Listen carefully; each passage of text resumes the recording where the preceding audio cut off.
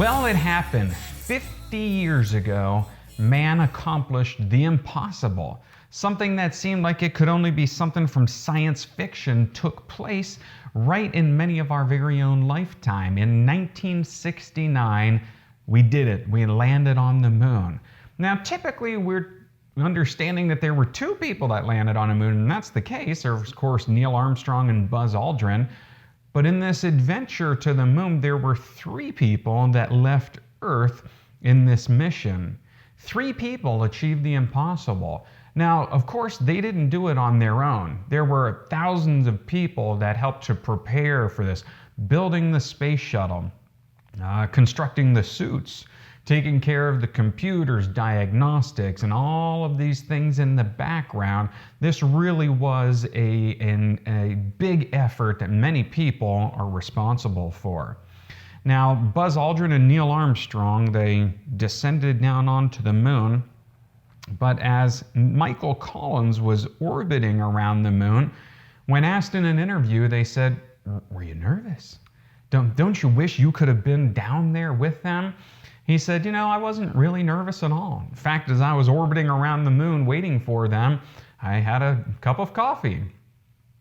But Neil Armstrong and Michael Collins, they came down, they did it, they landed right on the moon for the very first time. Buzz Aldrin knew this was a once-in-a-lifetime event, something the eyes of the world were on. And in preparation for this, he knew that he needed to mark this momentous occasion somehow significantly. So he consulted with his pastor at his Presbyterian church, and they consulted together. They came up with an idea that Buzz Aldrin would have communion on the moon. So this pastor blessed the juice and the bread, the wafer, and he stowed it in his pants. He got permission on this, cargo pants. And when they landed on the moon, his intention was to be the first person to ever have communion in outer space. And this is how it goes. He had only been on the moon's surface for a couple minutes when he did this. He pulled out this card and he made this public statement. He said, "This is the LEM pilot. Lunar module. This is the lunar module pilot. This is the LEM pilot. I'd like to take this opportunity to ask every person listening in, whoever and wherever they may be, to pause for a moment and contemplate the events of the past few hours and to give thanks in his or her own way." He then ended the radio communication, and there on the silent surface of the moon, 250,000 miles from home, he took out a card and read this. It says, "In the radio blackout, I opened the little plastic packages which contained the bread and wine. I poured the wine into the chalice our church had given me. In the 1/6 gravity of the moon, the wine slowly curled and gracefully came up the side of the cup." Now imagine that, pouring it in different gravity. The juice goes in, flows and curls up out of the cup. Must have been something to behold. Now, we can see that, of course, on computer-generated graphics here on movies, but to see it with your own eyes, to experience it must have been just something. Every single thing associated with this, I'm sure, has been etched into his memory, never to forget. On this card that he pulled out was a Bible passage. John chapter 15, verse 5 says, "I am the vine, you are the branches. He who abides in me and I in him bears much fruit. Without me, you can do nothing." I think it's interesting that he chose this very passage. Jesus says, "I am the vine, you are the branches." This is what communion is all about. His blood represented by that juice. Not only that, but the last part of it, "For without me, you can do nothing." He recognized he wasn't getting onto the moon on his own merits. He hadn't accomplished that in and of himself, but it was by God's grace and God's guiding that landed him on that moon. Now, something happened 6 months earlier that caused a problem with the scripture reading. You see, Buzz Aldrin wanted to read this passage for the entire world to experience it. from 6 months earlier at the Apollo 8 mission, NASA had been embroiled in this legal battle with Madeleine Murray O'Hair. And because of this lawsuit, he was hesitant. They asked him not to read the Bible passage from the Gospel of John, and he reluctantly agreed. He says, "I ate the tiny host and swallowed the wine. I gave thanks for the intelligence and spirit that had brought 2 young pilots to the Sea of Tranquility." It was interesting for me to think the very first liquid ever poured on the moon and the very first food eaten there were the communion elements. He knew it must be marked with some monument to his Creator. And if it's interesting, of course, to think that the very first words spoken on the moon were the very words of Jesus Christ, who in the immortal words of Dante is himself the love that moves the sun and the stars. Let's travel back that 7 months earlier, back to Christmas Eve and the Apollo 8 mission. On December 24th, 1968, in what was the most watched television broadcast at that time, the crew of the Apollo 8, at the suggestion of Christine Layton, read in turn from the book of Genesis as they orbited the moon. Now imagine orbiting and seeing the craters, the surface, the detail of the moon like nobody had ever seen or experienced before. And one of the ways that they felt they could mark that important event, imagine cresting the moon and the earth in the background rather than the reverse. They wanted it to be marked with the occasion of reading the book of Genesis. The Bible was provided by the Gideons. The Gideons do a fantastic work. And, you go to hotels, you pull open the drawer, and what's in there? A Bible provided by the Gideons. I had a booth at a fair not too long ago, a county fair. We were giving away Christian literature and books and Bibles and whatnot. And right beside us, the Gideons giving away Bibles. That's their mission. They do a good work with that. Well, Bill Anders, Jim Lovell, and Frank Borman recited Genesis chapter 1 verse by verse, verses 1 through 10, using the King James Version of the Bible. And it goes like this, and you can see why they picked this perfect representation to be read to the world. Genesis chapter 1 verse 1 says, "In the beginning God created the heavens and the earth." Well, what better thing to be reading from space, looking at the very thing that God created. Imagine the color, the beauty, the brightness. Now the TV and television at that time could be, high definition. What's that? That didn't exist at the time. So what we were watching on planet Earth is nothing compared to what they were seeing in real life. They saw God did indeed in the beginning create the heavens and the earth. Verse 2, "The earth was without form and void, and darkness was on the face of the deep, and the Spirit of God was hovering over the face of the earth." Now, looking at the earth, what is it mostly that you see? What colors? Primarily white and blue, right? Water in its various forms. And as they're seeing that, they're reminded the Holy Spirit hovered on the waters, the darkness, the deep of the earth. The earth was without form and void. Now imagine, as you're going around the moon or going at the crest of the earth and you see the sun start to crack through the sky. Must have been something to behold. Genesis chapter 1 verse 3, "Then God said, 'Let there be light,' and there was light. And God saw the light that it was good, and God divided the light from the darkness. God called the light day, and the darkness he called night. So the evening and morning were the first day." Experiencing this bright light must have been something. And I'm always reminded of the Gospel of John, John chapter 3. Of course, you know that passage, John 3:16, "For God so loved the world that he gave his only begotten Son." And seeing that must have just reminded them of what God really came to do, and Jesus in his human form to suffer, to die, to save this blue planet out in the middle of nowhere. And just a bit later in that passage in John chapter 3, it says, "Men love darkness rather than light because their deeds are evil." And as they're cresting, half the world in darkness, half the world in light, it must have been very profound for them to see. "Then God said, 'Let there be a firmament in the midst of the waters, and let it divide the waters from the waters. Thus God made the firmament and divided the waters which were under the firmament from the waters which were above the firmament, and it was so. Genesis 1:8. And God called the firmament heaven, so the evening and the morning were the second day. Genesis 1:9. Then God said, let the waters under the heavens be gathered together into one place, and let the dry land appear, and it was so. Now this association with the heavens and the earth, they had been at that point closer to heaven than anybody had ever been, quite literally. And kind of reminds me of when Jesus comes back. He lifts us up. The dead in Christ rise first. We which are alive and remain are caught up into the air, and together we go to meet him in the clouds. We get to travel through space to go to heaven, a place that he has been preparing for us. Genesis chapter 1, verse 10. And God called the dry land earth, and the gathering together of the waters he called seas, and God saw that it was good. Now go back to the Apollo 13 mission. That passage was read by Apollo 8, and this Madalyn Murray O'Hair had a problem with the Bible being read to the entire world.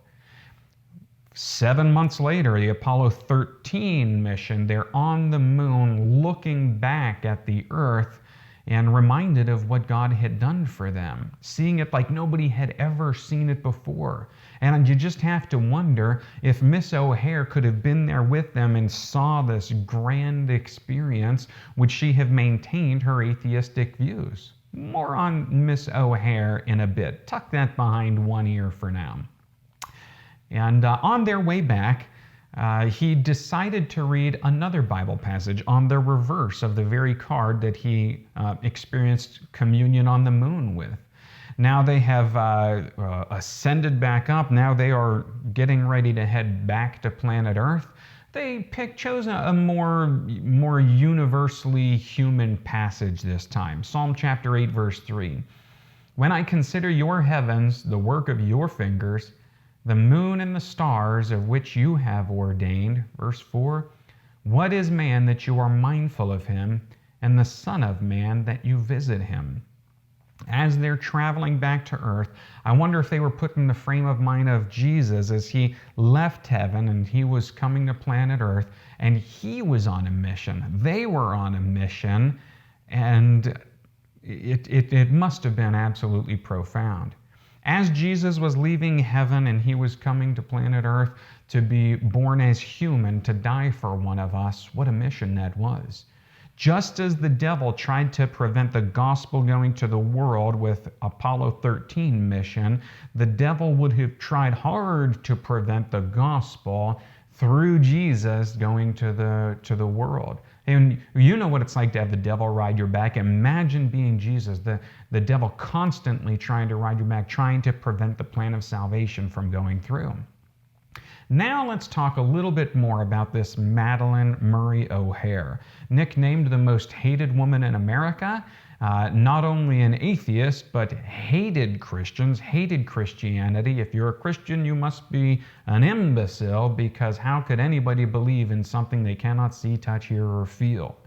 Well, this is where we rely on faith. Now, I always like to research, and I've spoken with a lot of professed atheists. I've spoken with a lot of people angry with God, and they all have one thing in common. And I really believe there are actually very few atheists on planet Earth. I believe there's a lot of people angry with God, but I believe there's really very few actual atheists. I was delivering Bible studies one time to somebody. A lady had requested them through the mail, so we had decided to go deliver them to her. Knocked on the door. Hi, is so-and-so here? Was her husband. No, what do you want? Well, she requested these Bible lessons, and we just wanted to be able to provide those with her. Oh, Bible, I don't believe in any of that. I don't believe in God. We start to talk with them. Well, I believe in God. What is it that makes you not want to believe in God? He said, I was in Vietnam. I was in a helicopter, and the helicopter was shot down. It crashed to the ground. I survived, but my best friend died. How could a loving God cause war, allow my best friend to die? I can't believe in a God like that. And it started to hit me. This guy's not an atheist. He's angry at what the devil had done, and he's blaming it on God. You know, when I hear of folks like Miss Madeleine O'Hare, which by the way started up atheist organizations, and really this is when atheism really started to explode in the United States. I often try to research. Usually you can track it back to some bad, terrible event, just like this other gentleman with the helicopter crash. And usually you can track it back to some issue with childhood or something, and doesn't necessarily seem to be the case with Miss O'Hare. She just seemed to have this hate that welled up inside her. She gained notoriety 9 years before the events of the Apollo 13 moon landing. In 1960, she was embroiled in another legal battle with her son, William J. Murray. Now, William J. Murray was in the Baltimore School District, and they had a time of prayer and Bible reading in school, and she became very, very offended at this. How can you impose your religion on my son? That's not fair. So she started this great lawsuit. And it's very, very sad. Actually, you can get on the internet, you can look up, you can see this young man, you can see how young he is there. That's him, William J. Murray. And you can see him in an interview. And in this interview, they're asking him, why are you doing this? Why would you try so hard to tear God from the school system?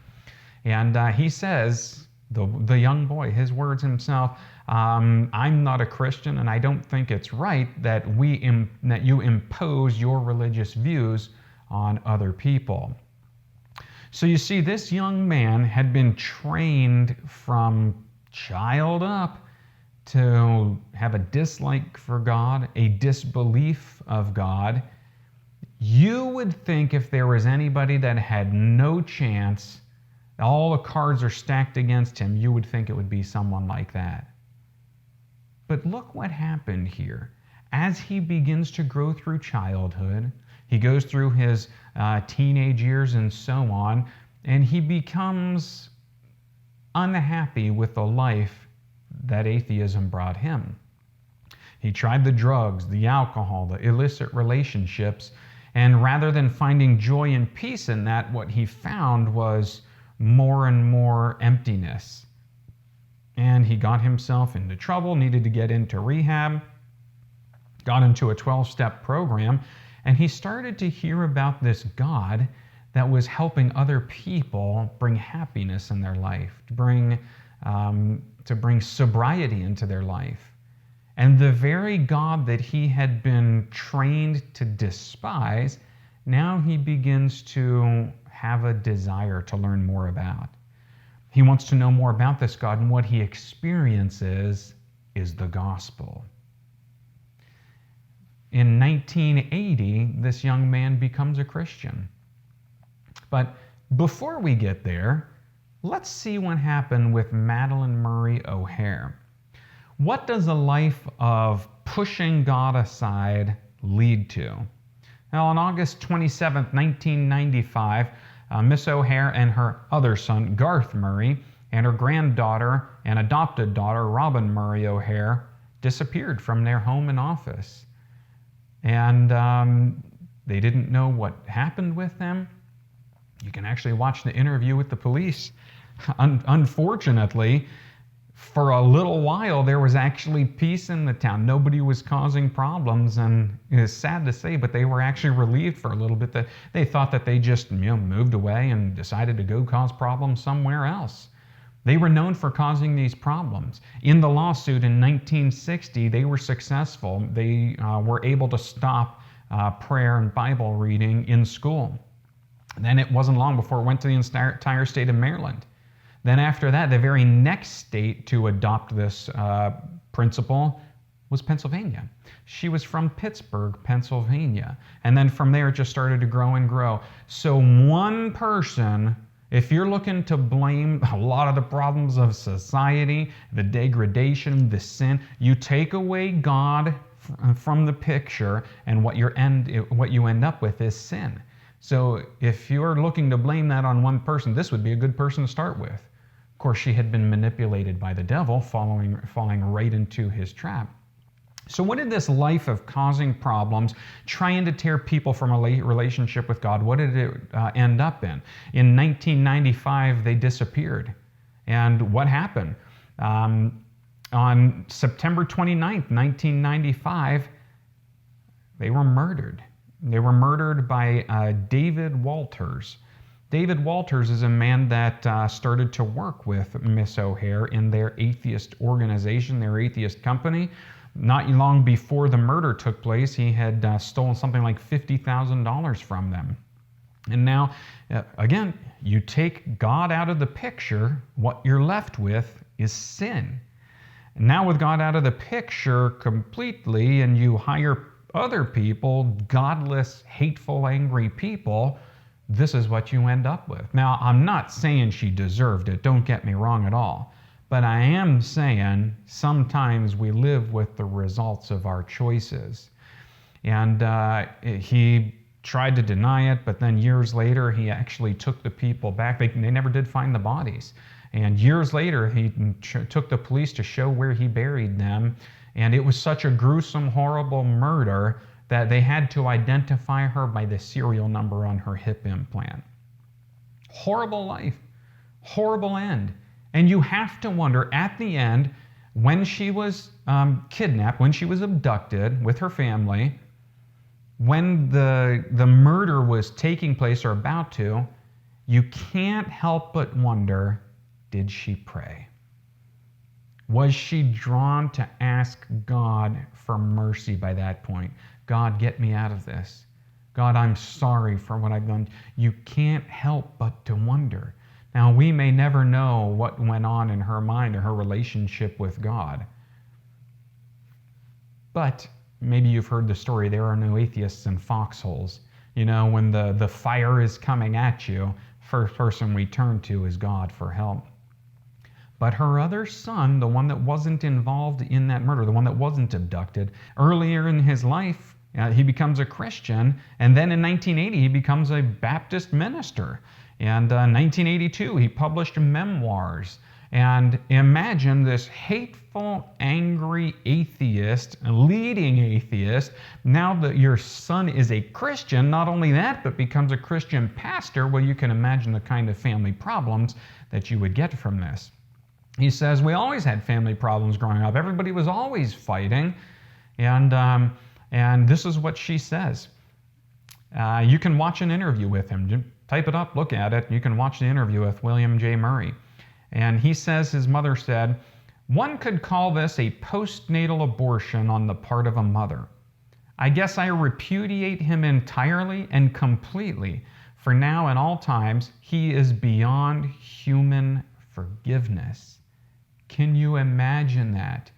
Your very own child that you had given birth to, the very pawn that you have used to pull the United States away from following God, now becomes a Christian and you despise him. One day she looked him in the eyes and said, I wish abortion were legal when I was carrying you. Can you imagine that? You know, it seems like the devil will do anything he can to destroy the temple of God. We are the temple of God, biblically speaking. And if he can't get somebody else to do it, he'll get us to do it ourselves. Breaking down the family, our family relationships. You know, the devil knows if he can break down our family, he can more successfully break down our relationship with God. He begins to attack in the family. He begins to attack in the church, pulls people away from God, gets them to fight against each other. Not long ago, I have one of my churches was struck by a tornado and destroyed the sanctuary. We were out of it for 14 months during this long, drawn-out reconstruction process. And believe me, there was plenty of battles to deal with there also. But it was a chance for the church to unite, and some did, and some chose not to unite. But you're going to have that. Anytime the devil can get his foot in the door, that's what you're going to have. Now, let's cycle back in history to the tabernacles. The churches were only ever meant to be a temporary thing. Moses on Mount Sinai was given instructions to build a tabernacle, a mobile tent type structure. And the reason God gave that, he said, is let them build me a sanctuary that I may dwell among them. That was the purpose for the sanctuary. And it was only meant to be temporary. It came to an end, and then it was time for Solomon's temple to be built, a more complete structure, a more permanent structure. King David wanted to build it, but he couldn't. He had too much blood on his hands. That was a job for his son to do, King Solomon. King Solomon was given a blank check. Now, can you imagine that? As he was coming into his reign, God said, ask anything you want, anything, and it'll be given to you. And he was wise enough to say, I want wisdom to be able to lead your people, to be able to judge your people. God gave it to him, wisest person that ever lived. But even he made mistakes. He began to turn his back on God. He got involved with idolatry, adultery, you name it. If you read the book in the Bible, Ecclesiastes, he says it's all worthless. I've been there, I've done that, I've tried everything. It's all worthless. It doesn't give you joy. There's only one thing that gives you joy, and that is God. But even his temple, as wise as he was only temporary. And it became destroyed when the Babylonians came and ransacked and destroyed it. And then after that, 70 years later after that, they rebuilt. And then there was problems with that. And then it comes time for Herod's temple. Herod's temple was only ever meant to be temporary. It was a place where God's people could go to strengthen their relationship with God. And in AD 70, the Romans, they came in, they destroyed it. Jesus said, you tear down these stones in 3 days, I'll build it up again. They thought, this guy's nuts, how can you do this? And part of a prophecy that he gave was that the temple would be destroyed, stone from stone, would not be left intact. The Romans came in, they set it on fire, and then they realized, wait a second, there's gold in there. So then they began to tear the bricks one from one to get that precious gold out. On the very place where the temple once stood is now the Dome on the Rock. That's a place where the Muslims now worship. And this is an area of contention. There's 3 religions battling for this real estate there. The Muslims, the Jews, the Christians, they all want their stake in that claim. But Jesus issued this day. All of this real estate, all these physical structures were only ever meant to be temporary. Even the church that you worship in, only ever meant to be temporary. God's church is his people. Jesus said, destroy this temple, and in 3 days I will raise it up. People may attack Christianity. They may attack the Bible, may intend to tear it from our public system. It cannot be done. No matter what humanity, no matter what the devil does to destroy God and his mission, it will come to an end. But God will stand. Are you willing to stand with him?